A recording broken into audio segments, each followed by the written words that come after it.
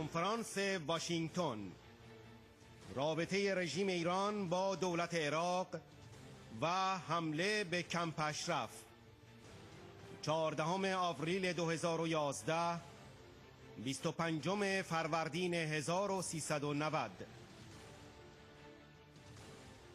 ژنرال ریچارد مایرز، رئیس ستاد مشترک ارتش آمریکا 2001-2005، نایب رئیس ستاد مشترک ارتش آمریکا 2000-2001، فرمانده مرکز سازمان هوافضای آمریکا 1998-2000.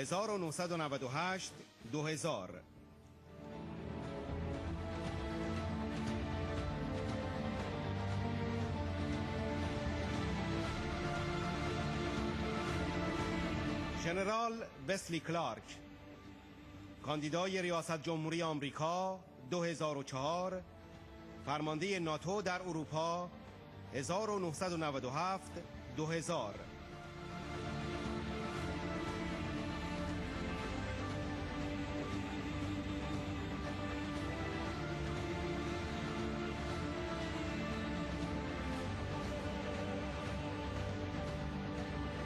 دینا پرینو، سخنگوی کاخ سفید 2007-2009.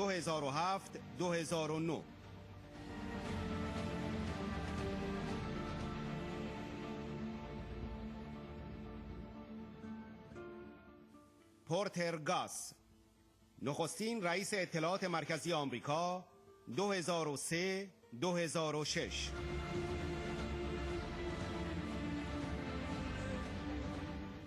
دنیس بلر، مدیر اطلاعات ملی آمریکا 2009-2010، فرمانده نیروهای آمریکا در اقیانوس آرام 1999-2002.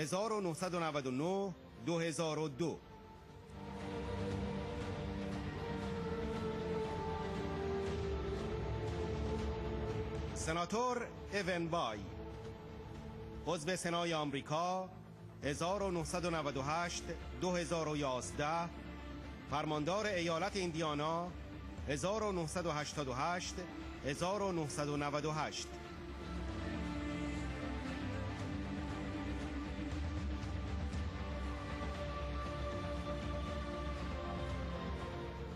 سناتور بیل برادلی، کاندیدای ریاست جمهوری 2000، عضو سنای آمریکا 1979-1997.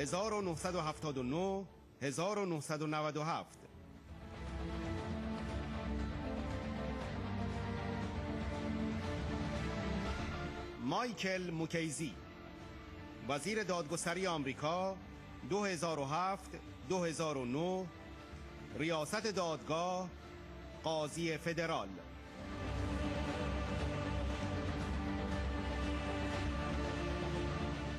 سفیر میچل ریس، مدیر سیاستگذاری وزارت خارجه آمریکا 2003-2005، نماینده ویژه در ایرلند شمالی تا 2007.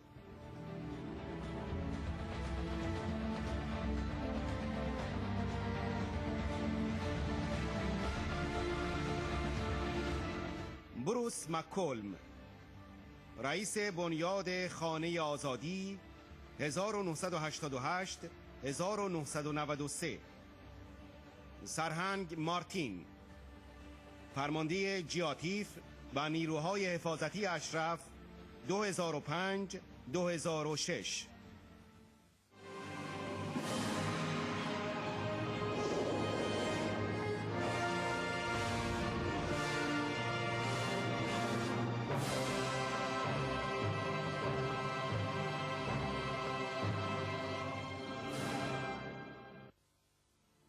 پیام ژنرال جیمز جونز به کنفرانس واشنگتن. متاسفم که نتوانستم در اندوه از دست دادن جانها در اشرف با شما باشم. کسانی که این حمله را طراحی و به اجرا گذاشتند باید به خاطر اعمالشان پاسخگو باشند. ما باید تلاش‌های بین المللی برای انجام هر کار ممکن را صورت بدهیم تا تکرار نشدن یک تراژدی مشابه کاملا تضمین شود. کنفرانس واشنگتن، ادای احترام به شهیدان حماسه فروغ اشرف.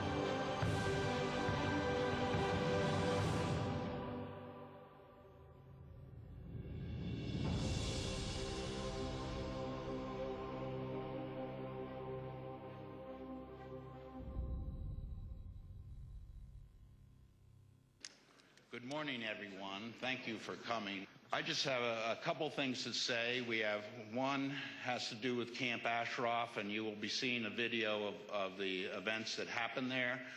The United Nations, the European Union, even a parliamentary delegation from Iraq want to go to the camp, and they have not been allowed to do so. Journalists Without Borders has reported that no independent journalists have been allowed to go to Camp Ashraf, and I think it's high time that we put pressure on people to allow these independent investigations to happen. Secondly, there was a State Department report, and I think we ought to put pressure to have that full report released. And lastly, none of this would have happened if the MEK had been taken off the foreign terrorist list. The foreign terrorist list designation has, in fact, put all the lives of people in Camp Ashraf in jeopardy. Our bureaucracy keeps kicking the can down the road, but this has a human consequence. I'm going to turn the program over to our moderator, Mitchell Reese, Ambassador. He is the president of Washington College. He was the former director of policy planning under General Colin Powell at State Department. Thank you, Mr. Reese.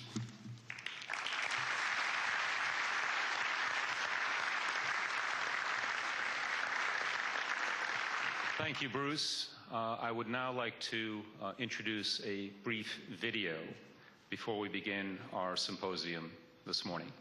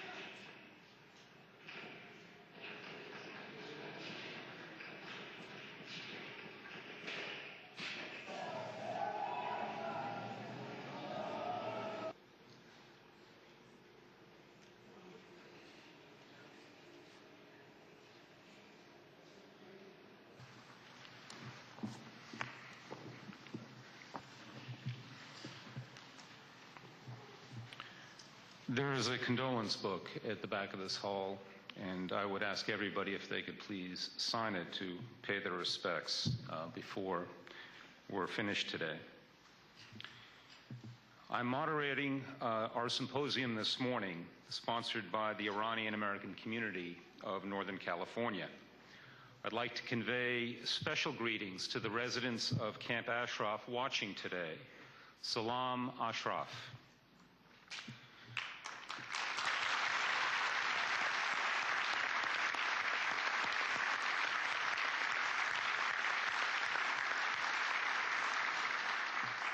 Before we begin with our speakers, I'd like to ask our panelists, the members of the audience here with us in Washington, and people watching this event from around the world to please rise so that we can remember the tragic events that took place last week at Camp Ashraf and honor the memory of those brave men and women who perished at the hands of the Iraqi army. In accordance with tradition, I ask you to join me for 1 minute in clapping our hands together.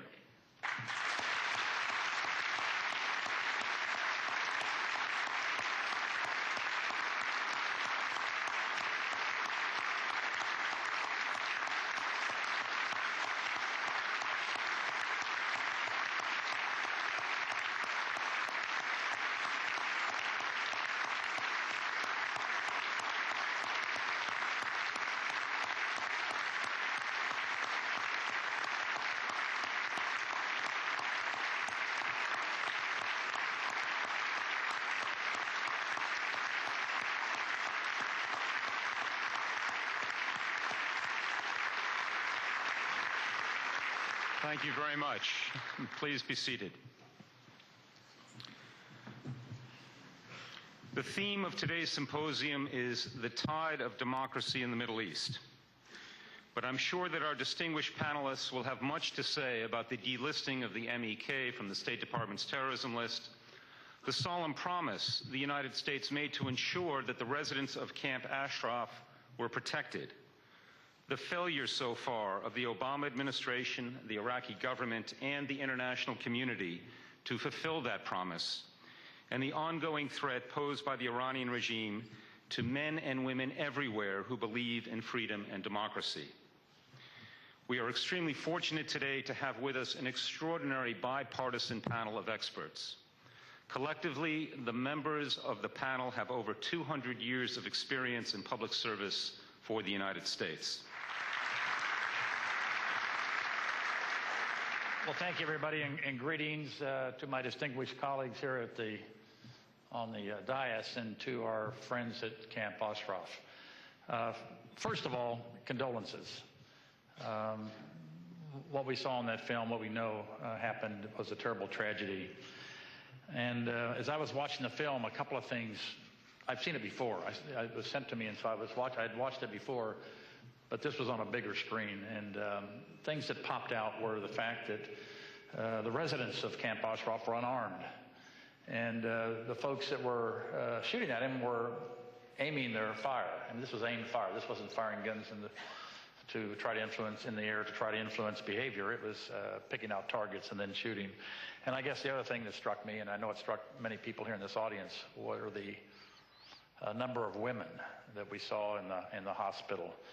A terrible tragedy.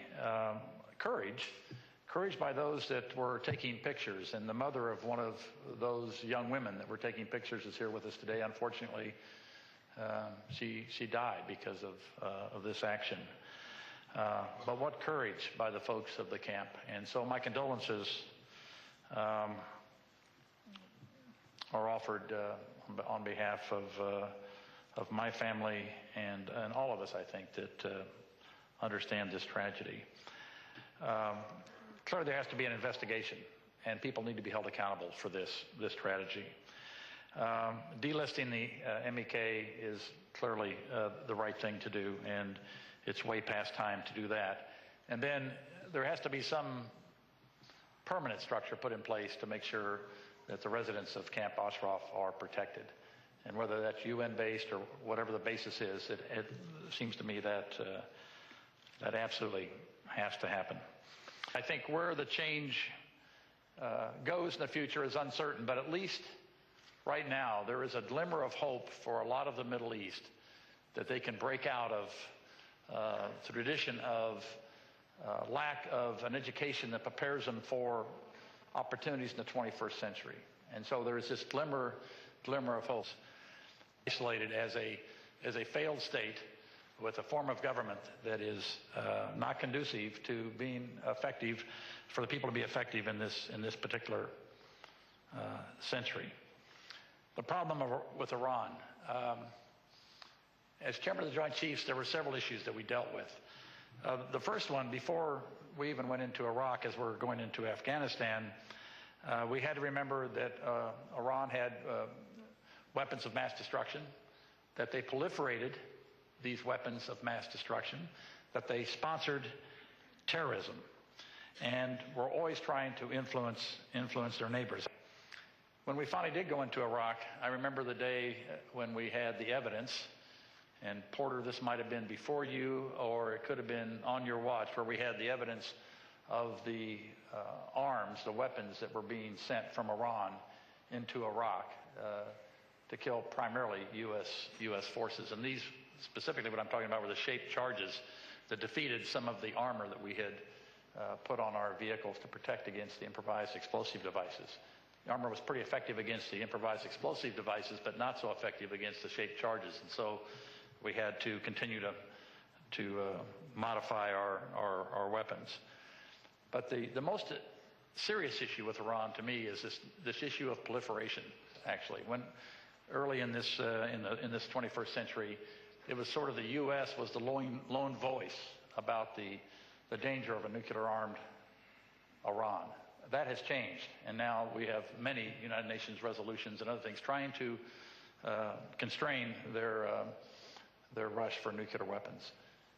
That has changed. That's to the positive. Sanctions are having an effect. When you're trying to change behavior like this, you prefer to use diplomacy, but you should never take force off the table. It has to be part of the equation. It is not a desirable part of the equation. It just has to be a part of the dialogue. And back to where we started. There's a lot of work to do. I think this organization and the focus you're bringing to the issues that recently happened at Camp Ashraf are bigger than that. It's going to bring focus to the whole issue of Iran, Iran's attempt to influence events in Afghanistan and in Syria, in Iraq, in Gaza, in Lebanon, of course. I mean, this is a real issue. And I think while we're focused on Camp Ashraf and while we extend our condolences to those who lost their lives, this is a bigger issue as well. And I thank you for allowing me to be here with you today. Thank you.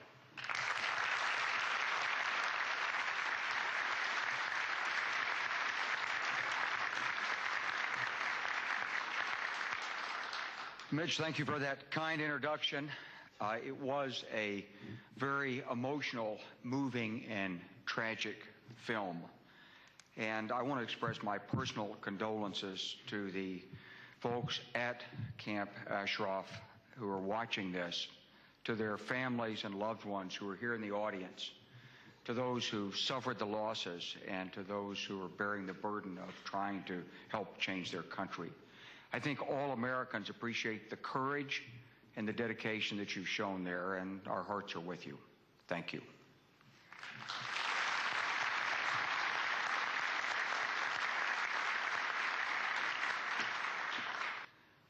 We're at a critical window in the emergence of a modern and free Middle East.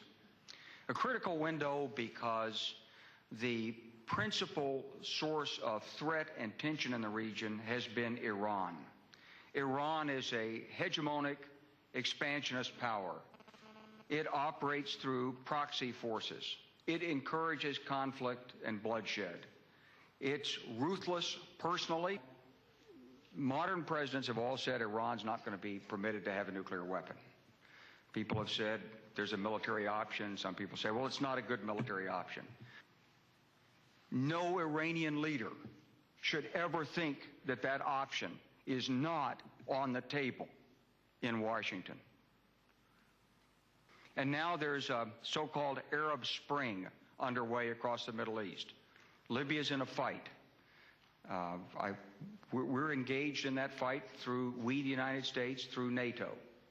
And I hope that Muammar Gaddafi has no illusion about where it will end. He will be gone. In Syria, there's active repression. Yemen is in turmoil. And that leaves Iran, which is what everybody is hoping for and working for. There is an Iranian resistance movement. We know it. We know that there are courageous people who put their lives on the line, and some of them have lost their lives in calling for it.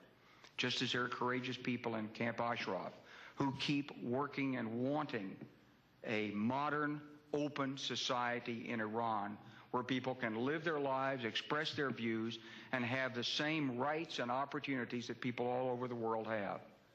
They're being denied that right.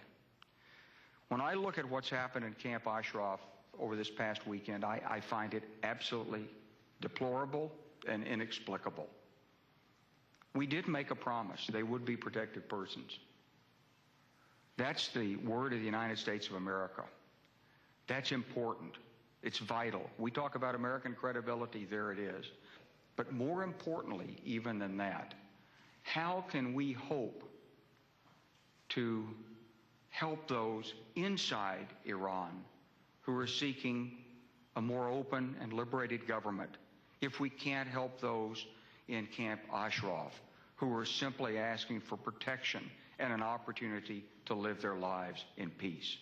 Surely the United States of America can do that, and we must. I think there is hope for an Arab Spring. I think there's hope in Iran. But those who are bearing the deepest burden are looking to us in the United States for support, for moral support, for encouragement, for wise policies. And surely we as the United States can provide that, and we must. Thank you.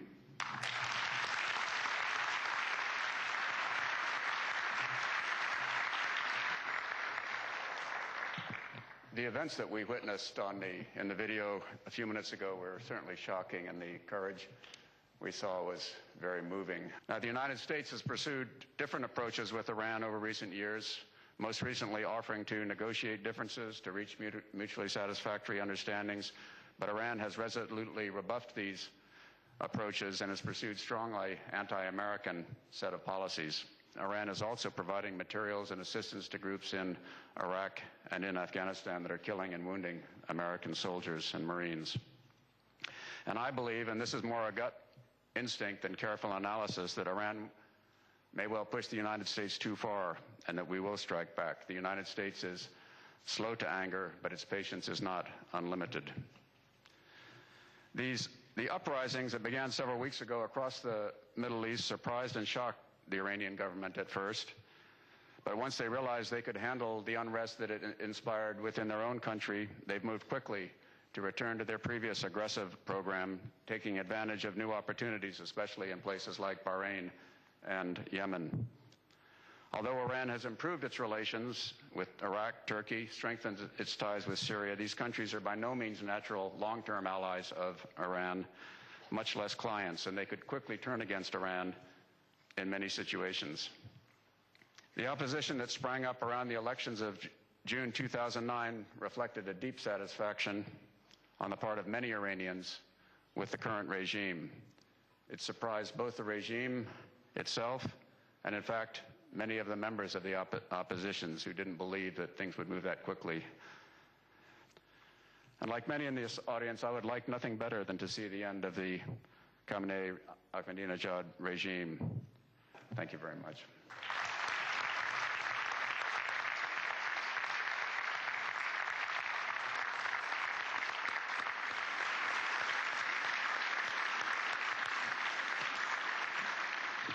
Thank you, Mitchell. Thank you to the organizers of this symposium and to the Iranian American community for not giving up, for never giving up. Before I begin my own remarks, I want to read a letter from General James Jones, formerly of the Marine Corps, former National Security Advisor to President Obama, who wanted to be here this morning but could not. But he sent this letter. Ladies and gentlemen, I deeply regret that I cannot be with you today to join with you in the mourning of the horrific loss of life in Camp Ashraf to yet another unprovoked attack on unarmed civilians by Iraqi forces. This most recent attack should never have happened. It certainly should never happen again. I want to express my condolences to all who lost family members and friends in this attack by the Iraqi forces. I join Secretary Clinton in her condemnation and in her demand for a full and complete investigation of circumstances leading up to this tragic incident. I also hope that the United Nations will also conduct a full investigation into the events of last week as well. The mounting awareness over the issues of the security of the people living at Camp Ashraf and the appeal for delisting the MEK has now reached a point where it should be possible to make the adjustments necessary to our national policy. Those who planned and executed this attack should be held accountable for their actions, and we should lead the international effort to do everything possible to ensure that a similar tragedy is not repeated. Signed, James L. Jones, General, U.S. Marine Corps, retired.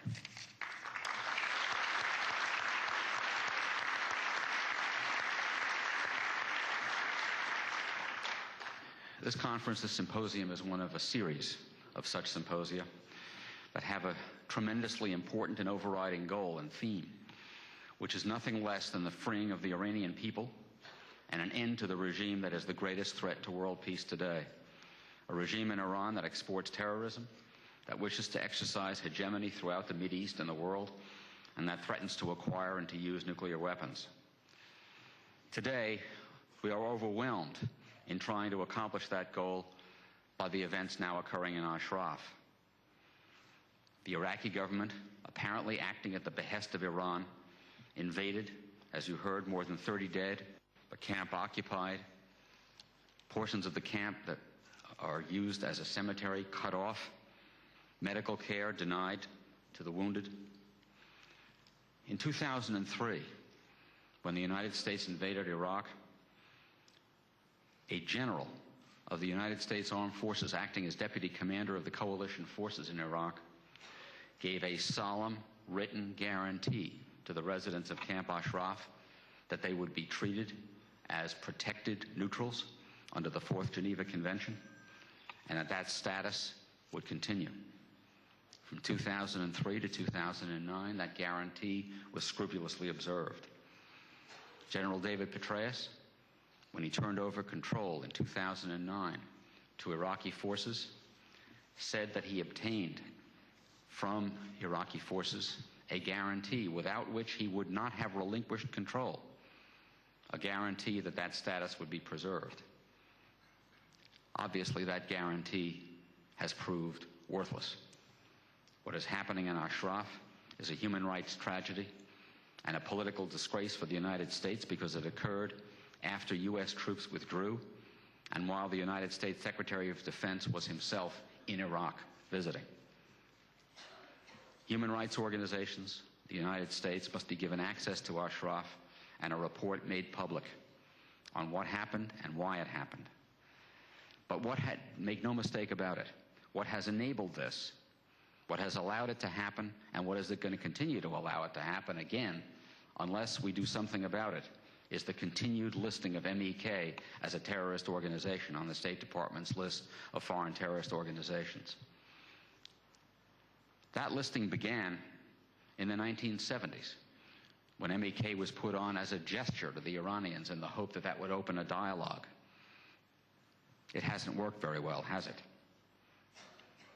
Under the administration in which I served, I'm sorry to say that MEK was kept on, this time out of fear that if they were removed, the Iranians would do something horrible, like send IEDs into Iraq to kill U.S. troops, which of course they have done anyway. MEK has petitioned under the law to get off the list, and the United States court has told the State Department, and this is a decision now in the hands of Secretary Clinton, told the State Department that it denied MEK due process and that it must reconsider that designation. That was last summer. And the State Department since has been sitting on its hands, kicking the can down the road. What has enabled the Iraqi government acting at the behest of the Iranian regime, and what enables the Iranian regime itself, is this continued designation. It provides a legal shield for the ghastly conduct that you saw on that videotape, and ties the hands of the only Iranian opposition group committed to a secular, democratic, nuclear-free Iran that recognizes the rights of all, including women. That designation must be removed. We observe at this time another sad anniversary. This is the day that President Lincoln was assassinated in 1865.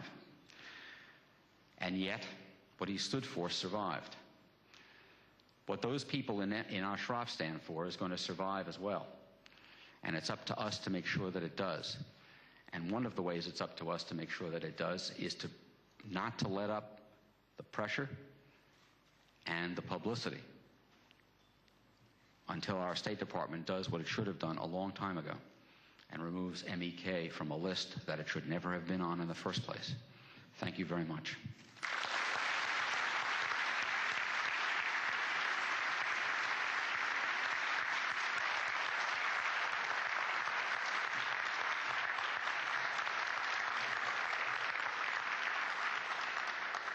Thank you very much. I also share your concern, and I certainly associate myself with the grief and the loss of the events of last Friday. There's not much I can do about it, except I can make a pledge to you to try and find out the answer to the questions that obviously need to be asked, and to find out if we can get a fix on it properly and soon. There are some obvious things to be done. It's a question of who will do them and what energies will be brought to bear to make that happen. Certainly the delisting question is critical, and I don't think anybody is in disagreement on that. When I looked at what we were originally going to discuss today, we were going to talk about obstacles to democracy, of what happens when you don't have democracy, which we saw at Camp Ashraf. The first obstacle is very clearly the current regime in Tehran. When I look at the abuse of power that this regime has, even though it tries to be a non-transparent regime, the abuses of power to the freedoms and the treatment of people in Iran is evident to all. I very much agree that the third way that has been proposed in this group is a way that must be undertaken. Energizing the...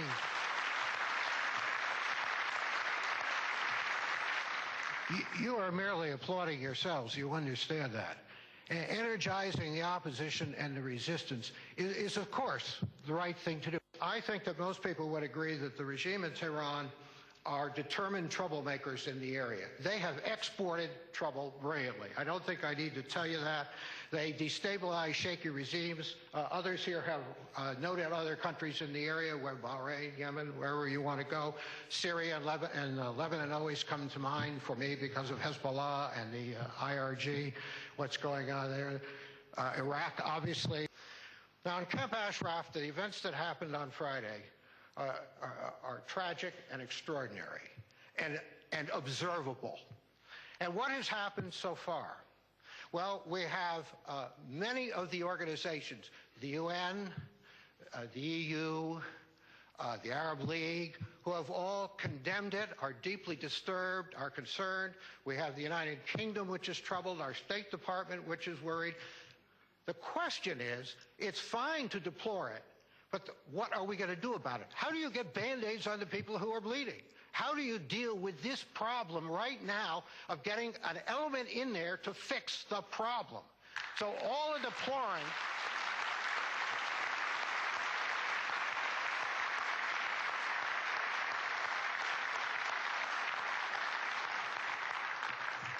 Thank you. I hope that clause is understood for the people who are wounded and hurt, that we know they're there and they need attention. The last thing I'm going to say is when people speak these days, technology is so great that your audience is always more than just the people in the room.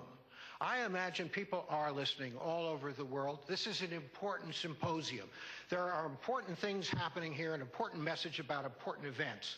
It isn't just the tragedy at the camp on Friday. It is also the whole nuclear question. It's the stability question and democracy question, not just in the Mideast, but around the world. I remember reading Ms. Miriam's 7 points, 10 points, and one of them, I think it was about the fourth one, said that there should be separation of church and state. Well, the last I heard, that was a death penalty offense. So I want everybody to understand that I appreciate the courage of the opposition and the resistance movement and what you signed up for. It's the right thing to do, and you have a lot of friends. God bless you. Thank you.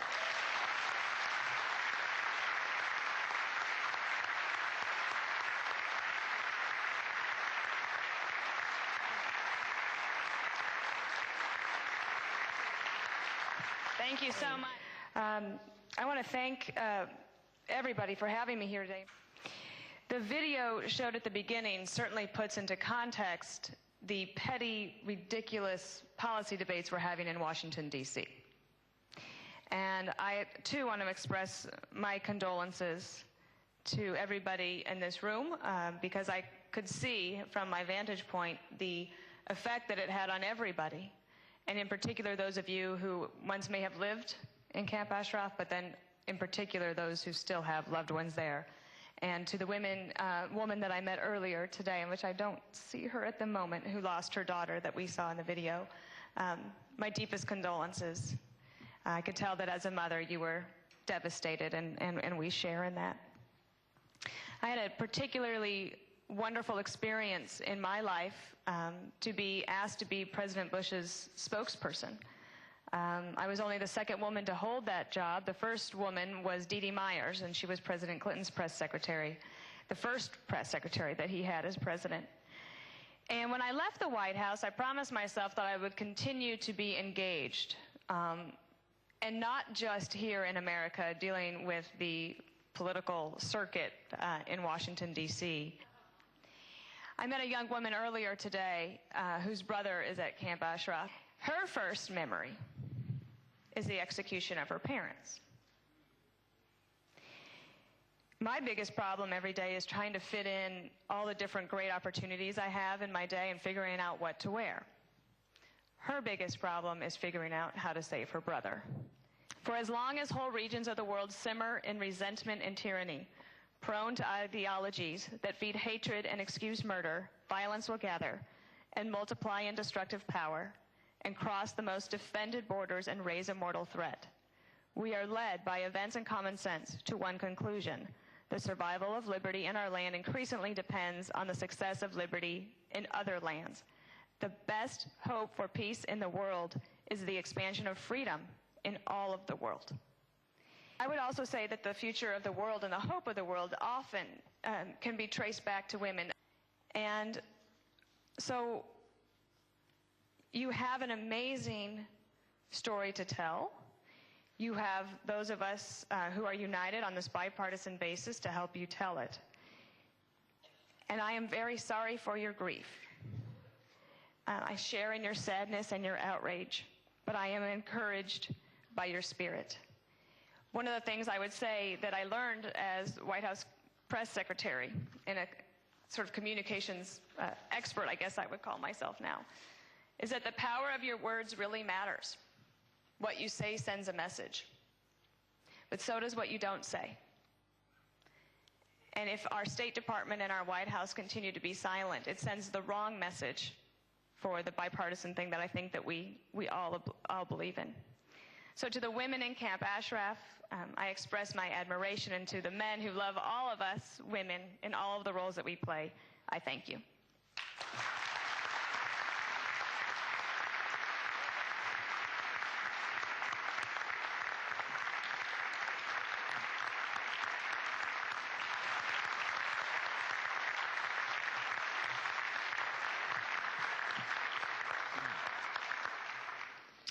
Thank you very much, Ambassador, for that very generous and kind introduction. And I want to thank all of you in the audience for your very warm reception. I have had the privilege over my public career of working with several members of the audience to try and advance the cause that has gathered us here today, to lift the designation on MEK and to promote those who seek reform and democracy within the nation of Iran. And I have stood for this.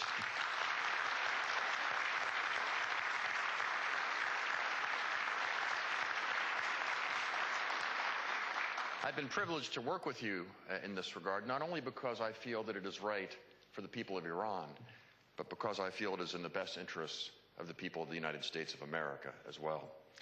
I'm privileged to be a part of this distinguished panel today. I can't help but think, Ambassador, back to something that President Kennedy once said when he and Mrs. Kennedy gathered in the White House every living Nobel laureate from the United States of America for dinner one evening. And in addressing the Nobel laureates, he said this. He said, "This is the most talented group that has gathered in the White House since Thomas Jefferson dined alone." So I'm privileged to be with such a talented group here today.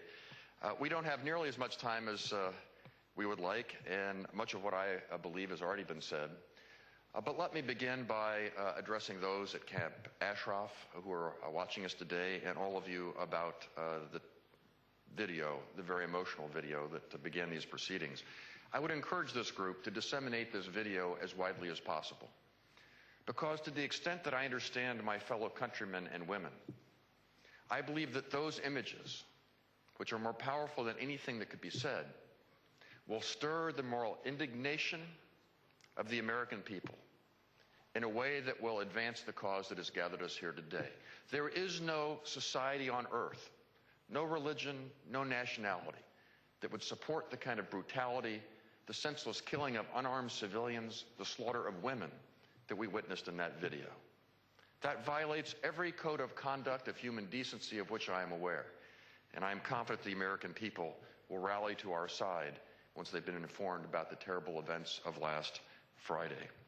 And the fact that this was carried out by a regime that currently enjoys the substantial financial support of the American people and the continued military protection, at least in part, of the American armed forces, will stir the American people to our side even more than would ordinarily be the case. It is simply unacceptable that the regime allied with us would engage in such crimes against humanity as we witnessed in that video. So I say to you, the American people, stand by your side.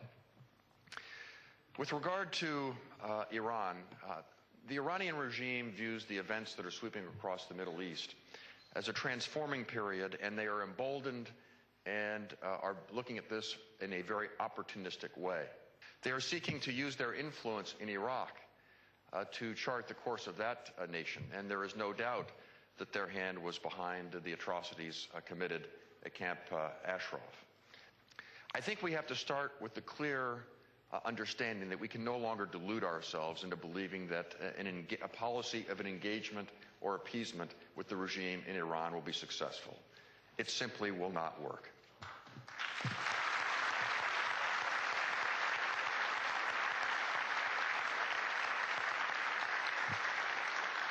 This regime respects only strength. They respect only pressure, and either the use of force or the credible threat of the use of force. It is important that we deal with the Iranian regime not as we wish it were, or as it someday might be, but as it currently is. Now, what does that mean? That means continuing to do what we can to help the dissident groups, both in Ashraf and within Iran. It means being unequivocal with regimes with which we work, such as that in Baghdad, in Iraq, that they simply must choose. They can work with us and receive the benefits of American support and largesse, or they can try and placate Iran.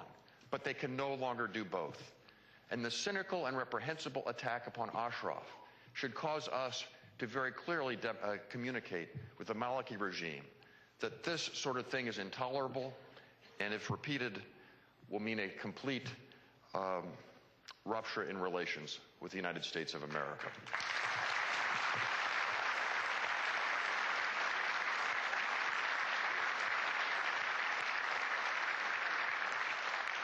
Let me conclude by saying this. Senators, as Senator Bradley will recall no doubt, are accustomed to speaking at great length, but we don't have that privilege here today. You know, as I look across the developments in the region, it would be easy to become cynical or pessimistic. You look at the brutality in the streets of Iran, the manipulating of the election, the attack on Ashraf, the assassination in Lebanon several years ago. There is evil in the world, regrettably, and it's important to recognize it when we see it. But at the same time, I would like to leave you on a hopeful and optimistic note, because I believe that when we stand with the cause that has gathered us here today, we have put both ourselves and the United States of America on both the right side of human history and the right side of human nature. We're on the right side of human history because the cause for which we stand today, from the hillsides in ancient Athens to the fields in Runnymede to here in our own country, in the village greens in Lexington and Concord, the cause of freedom has proven to be a very powerful force for change across human history. The freedom to choose your own leaders, the freedom to speak your mind as you see fit, to worship God as you see fit, the freedom to enjoy the fruits of your own labors. This has proven to be more powerful than any despot, than any dictator, than any theocracy. Because in spite of the repression, in spite of the evil that we have seen, I fundamentally believe that in the long run, that knowledge is more powerful than ignorance, that truth is more powerful than deceit, and that love is more ennobling than hate. It is those values that will ultimately give the people of Iran their freedom, and in so doing secure for them and for us a better and more decent world. And I'm proud to lend my voice to that cause today. Thank you for having me.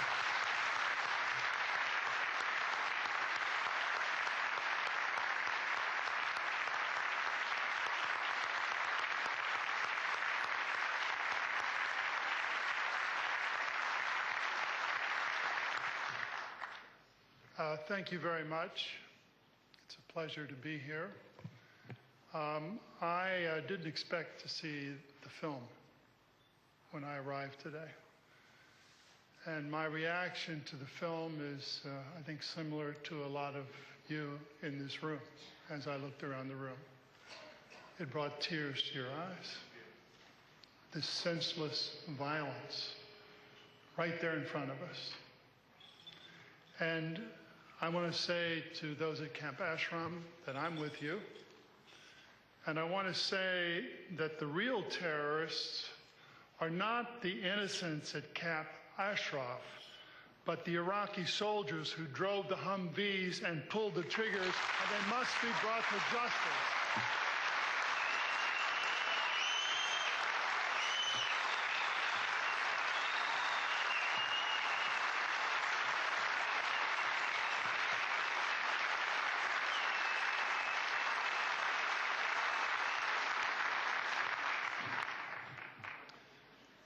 When it comes to our security in the world today, we live in an age of paradox. As Peter Ramo has written, policy designed to make us safer instead makes the world more dangerous. A war on terror not only doesn't eliminate terrorism, but creates more terrorists. And, you know, you look at the events, the horrible events that I alluded to that we saw today at Camp Ashraf. And you think, well, you know, in a way, it kind of flows out of the policy of the last 10 years.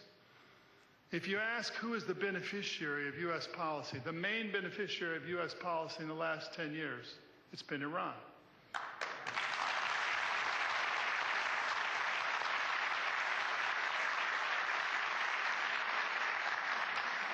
But when you think about being innovative, I think you have to remember that when Iran, the state of Iran, attacks the democracy movement, what that can be, instead of a tragic moment, is a force that stirs even more creativity from the opposition about how to communicate, how to plan, how to train, and how to act.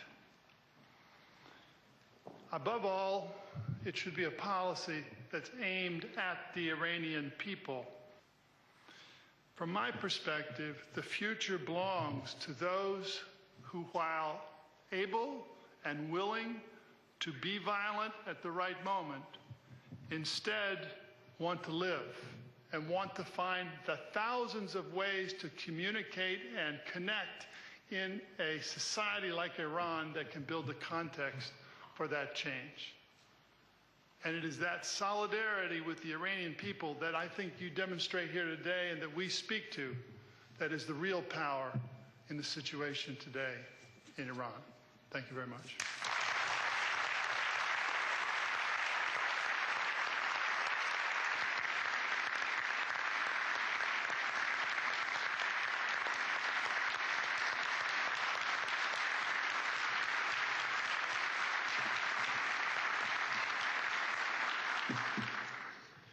Ladies and gentlemen, distinguished, very distinguished panel, I thank you. I was surprised to learn today that my friends in Ashraf are actually watching, so I'm going to take a moment to say hello to them. I have, for everybody to read, some copies of an article I did recently called Trapped by Politics. Sometimes I'm asked why I'm still engaged on the issue with the MEC. And I always cite back to what warriors fight for. Quite often I'm asked, are we fighting for the nation? Are we fighting for the Constitution? Are we fighting for the flag? I turn to my distinguished fellow warriors and ask them to please confirm with me. When we're engaged in combat, we are serving the nation. We are defending the Constitution. We are rallying to the flag, and we are fighting for the ones on our left and the ones on our right. I think, General Clark, you would agree. We fight for the one on the left and the right. And that, having served with the Mojahedin as the base commander, prior to that, working with the Mojahedin as the J3 of detention operations, and even when I was the anti-terrorism officer for Operation Iraqi Freedom 1 and 2, I was well aware of the Mojahedin and the outstanding work that they were doing and how they were cooperating with us. Now, in addition to maintaining the loyalty to the one on the left and the right, which I shared with the Mojahedin many times, I go back to the comment about we serve the nation. Our founding fathers, General Washington and Adams, Jefferson, they gave us the Constitution and the Bill of Rights, that we can address the government when we see something being done wrong, that we have the right to assemble, which we are exercising today, and the freedom of speech. We would be poor followers of General Washington and the Founding Fathers if we did not step forward today and say there is something very seriously being done wrong and we need to do something to correct it. The Ashraf residence, when I arrived, I had found 3,500 people. What I found, built out of the desert, the flat desert, was a beautiful compound. It had parks, it had lakes, it had water. Whenever I was with the Mojahedin, I always drank their water. I did not want bottled water because it was very sanitary, very safe. I found a hospital that was very functional. I found generator buildings. And what impressed me perhaps most of all was the mosque. The mosque, even though it had the double steeple of a Shia mosque, was open to all in the community. The Sunnis would come in and worship. The Shias would worship. They would worship together.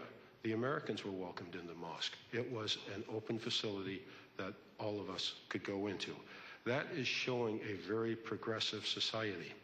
If Iraq really wanted to step forward and do great things, they could get with Ashraf and learn how out of a desert a beautiful compound could be developed. I found the residents properly fed, properly clothed, and free to come and talk to us whenever I would visit their compounds, which was frequent, at least weekly, if not more sooner. Sometimes at night I would go out to one of their guard posts and just sit with them and enjoy some of their Ashraf Cola and just be able to share some moments. One of the biggest problems I found when I was dealing at Ashraf, unfortunately, was our own State Department. Now, it's no secret, it's been well publicized. Our State Department did not send a lot of its best, but it sent second and third tier people to Ashraf, to Iraq to work. We are still paying the price of that one to this day. One worker that was specifically assigned to Ashraf was a very hostile influence, would come up and very much belittling, generating reports that were totally wrong, and I found out painfully she was feeding the National Security Advisor, Roubier, sensitive information, which he was feeding straight to Iran. And also I found, working with the State Department, they were very stovepiped. When I came back to the United States, a personal commitment to now Lieutenant General Jack Gardner, even though I was assigned back to the Pentagon, I was going to go to the State Department and work the issue. General Gardner remains a friend to this day. We stay in continual communication up to including this week. And likewise, fellow warriors, we always stay together. I committed to him I would continue to work this issue. When I got to the State Department, I found people working the Ashraf issue had no idea. I had to show them the photos. I had to show them pictures of leadership. I had to basically give them Ashraf 101. We also addressed the issues of, did they attack the Kurds? I provided them documentation from Mr. Zubari, who is the head of the Kurdistan Democrat Party International Relations, who said they didn't. The very next report coming out from the State Department claimed they did. And it was very, very frustrating to work with people who weren't talking to each other and weren't working with each other and was actually basing their intelligence on rumors, which brings me to the point. Their intelligence reports. I keep being told, oh, we have classified documents. And I'd ask State Department, I said, okay, let's go over them. I have a top secret clearance with special accesses, and from Department of Energy, I have a Q clearance. How much more top secret do you want? Well, we can't show them to you. Then how do we validate them? And we never were able to see those documents to confirm the validity. We need to go ahead and have the openness with the State Department. Show us what you've got. If you don't, then we have to assume you're basing it on rumors. One serious rumor, and I'll move on quickly, that concerned Ashraf, we received from this same agent while I was there, this State Department person, is they were recruiting and training Iraqis to go ahead and join. Given the name of the compound and the grids, I went to the compound with Fareed, and what we found were Iraqi workers staying there during the week, because if they came and left, the death squads would pick them up and kill them. They would take the paycheck home to the family on the weekend, stay with the family, and come back. They were local workers, nothing more. Again, I found myself chasing what I called foxfires, which is like swamp gas, continually getting to where the source of the light is claimed to be, and you get there, there is no light. I fear that a lot of the State Department reports are just like this. Let me tell you right now, the Maliki government can't be trusted. We found we were continually busting illegal Iraqi detention facilities, to include on the Minister of Interior's own compound. One of my own convoys was attacked, and one of my soldiers picked up the tab on that one when they were driving through an Iraqi checkpoint, and as the police went running to hide, the convoy commander realized he's in the middle of a fight. And sure enough, the fight immediately kicked up.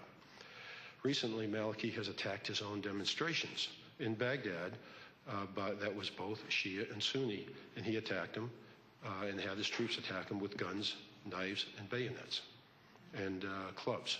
This government cannot be trusted to do the harder right instead of the easier wrong.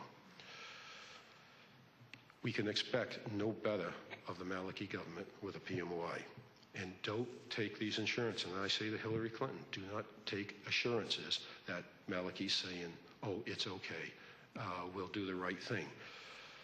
We need to stop reacting with rumors and saying, oh, the Mojahedin did this, the MEC did this, the MEC did that, and then go with facts. And when the facts are pointed out, these rumors quickly disappear. It almost reminds me, unfortunately, the way it carries on, especially at State Department, the old John Wayne movie, Liberty Valance. When a legend becomes a fact, print the legend. Unfortunately, our State Department continues to use the rumors as the fact and then print those rumors. As I mentioned at the beginning of this briefing, our forefathers gave us the means of reevaluating what we are doing as a nation. We do need at this time to take actions to prevent this from being a mistake in our history. We've made mistakes in the past. Slavery was a mistake. The way we treated the Native Americans was a mistake. The way we treated the Japanese Americans was a mistake. Let's fix this mistake before it becomes permanently locked in history. It is already the cost in the lives of a lot of good people. Now we have the opportunity to step forward. And I would call on the State Department to do the harder right instead of the easier wrong. Ladies and gentlemen, I thank you.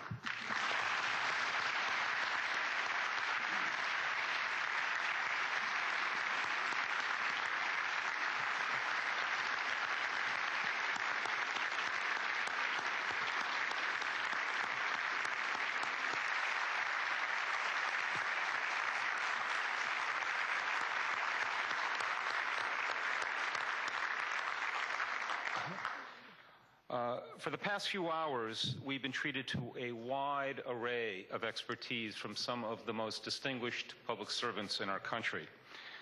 It's now my task to summarize a few of the lessons that we've learned over the past few hours. I think first, it's absolutely essential that we open Camp Ashraf to the world's media.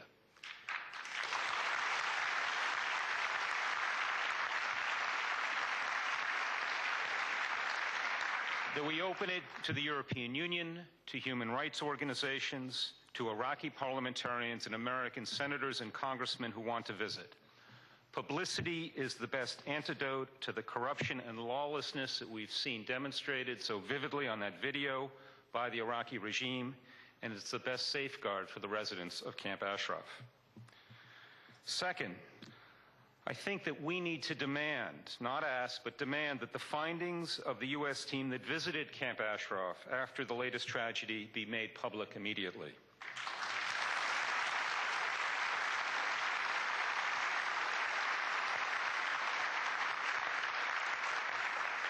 We have no confidence in the ability or willingness of the Iraqi government to conduct this investigation. And third, the U.S. State Department needs to delist the MEK immediately.